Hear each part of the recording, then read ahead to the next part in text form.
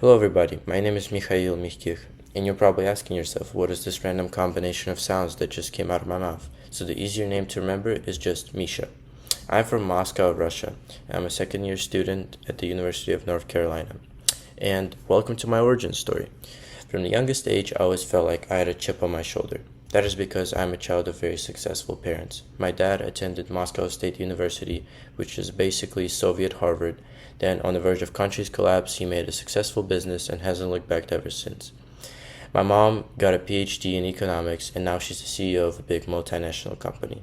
So, with those kinds of shoes to fill in, I entered this beautiful world.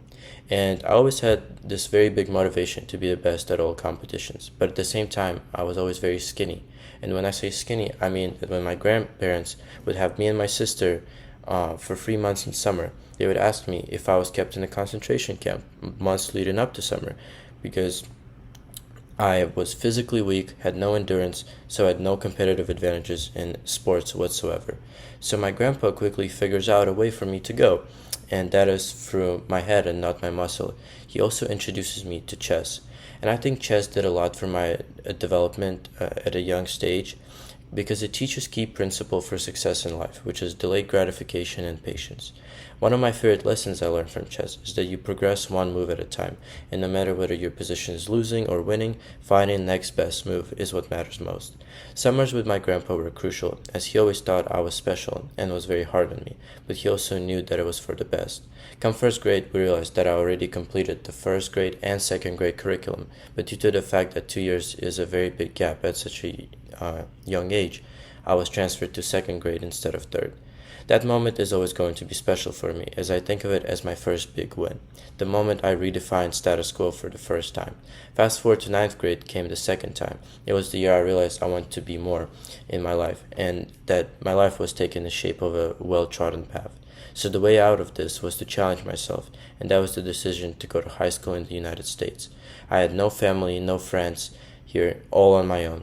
I came for sophomore year of high school in the US, but more importantly, came in with a full scholarship through golf and became the youngest captain of golf team in my first high school. Golf was a very big part of my life, but talking about it will take me hours, so I will not go further in mentioning that unfortunately my athletic dreams of playing D1 were not meant to happen due to injuries. But the trip overall paid off. I got into one of the best schools in the US. I am now fluent in English and made a ton of new friends. And now, with all that knowledge I've compiled over the years, I've founded a startup.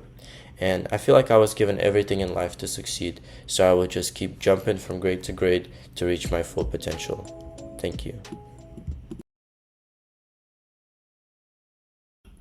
What will I do after I graduate is a question I can only answer after a short assumption.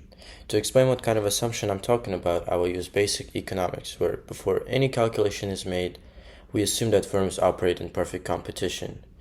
For me, that assumption is the assumption that the things I have no control over do not take control over my choices. And those things could be logically derived from my accent and the country of my origin, as well as the fact that a student visa only grants me temporary access to this country. If we make that assumption, however, my plans after the perfect competition graduation are learning new things about myself and the world for the realm of business.